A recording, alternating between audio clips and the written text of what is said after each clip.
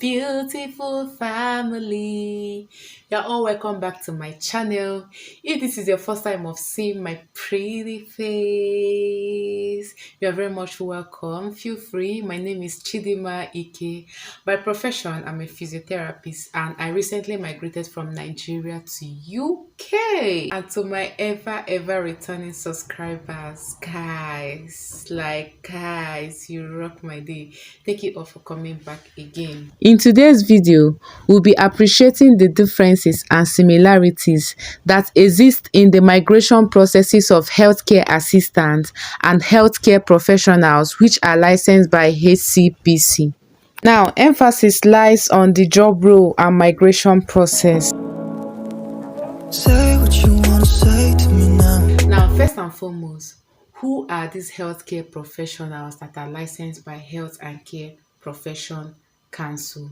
Health and Care Profession Councils licenses about 15 healthcare professionals, which include art therapists, chiropodists, clinical scientists, dietitians, biomedical scientists, occupational therapists, orthoptists, paramedic, physiotherapist, prosthesis orthotist, radiographer, speech and language therapist, operating department practitioner psychologist and hearing aid dispenser. So guys, these are healthcare professions that are licensed by HCPC. Now, I want you all to know that not all healthcare professionals are licensed by Health and Care Profession Council.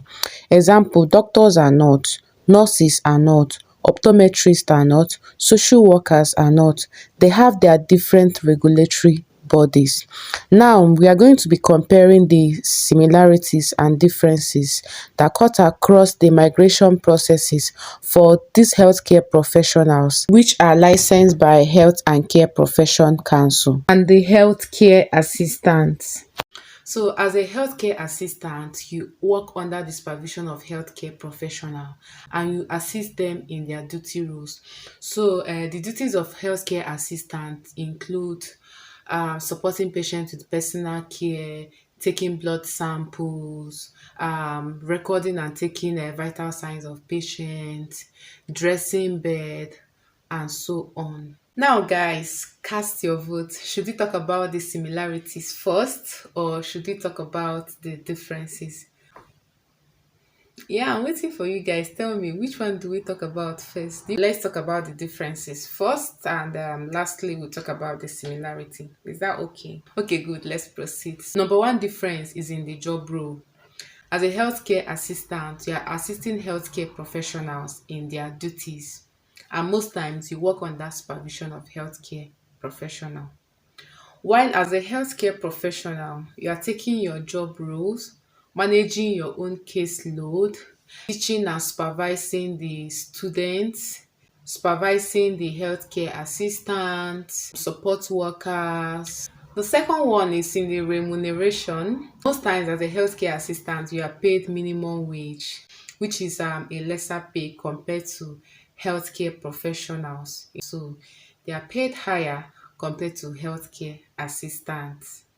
And this is because of the level of qualification and experience.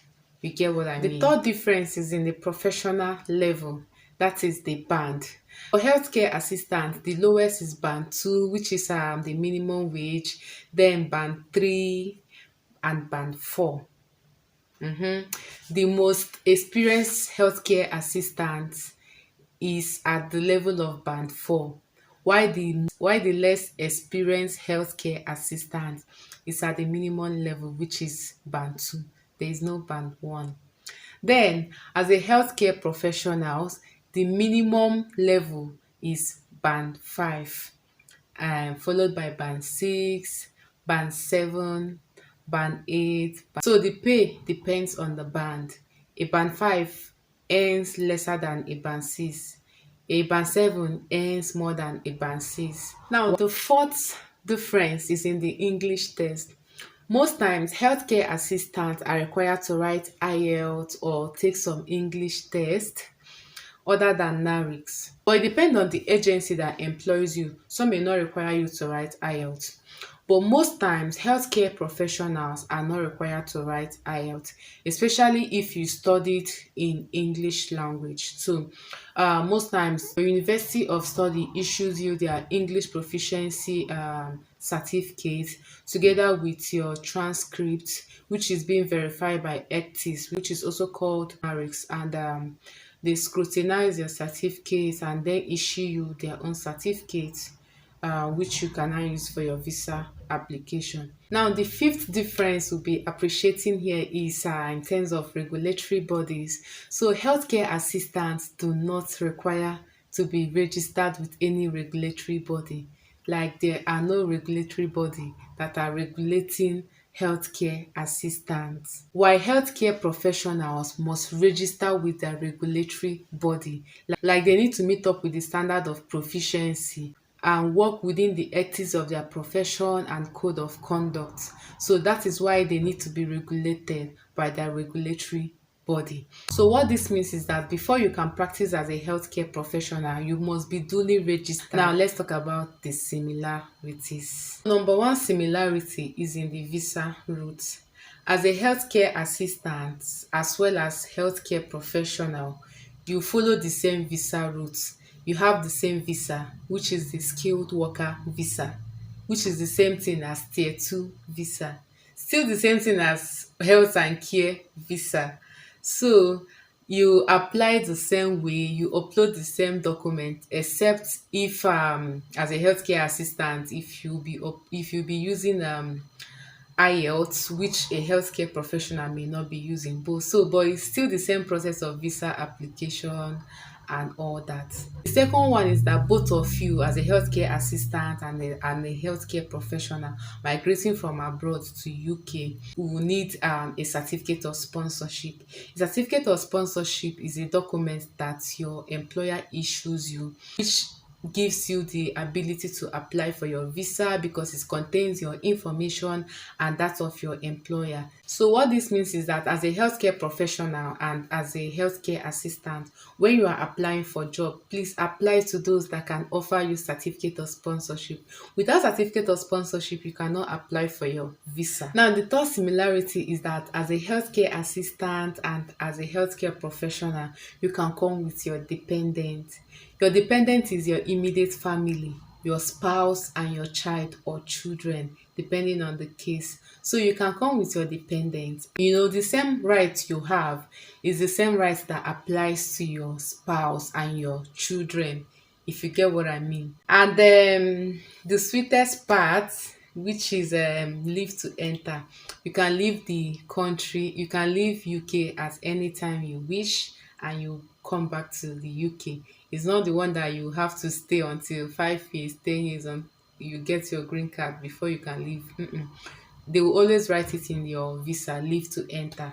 So as a tier 2 skilled worker holder, you have that right to leave the UK and to re-enter the UK as long as your visa has not expired. And I hope you've learned one or two things from this comparison. If you do, kindly give this video a very big thumbs up. What I mean is, you like this video. If you have any question or concern, please, if you've not subscribed to my channel, remember to subscribe. Hit that notification bell so that whenever I release any new content, you wouldn't miss out. Like, I don't even understand. Why would you even want to miss out? And I'll see you all in my next video. Bye.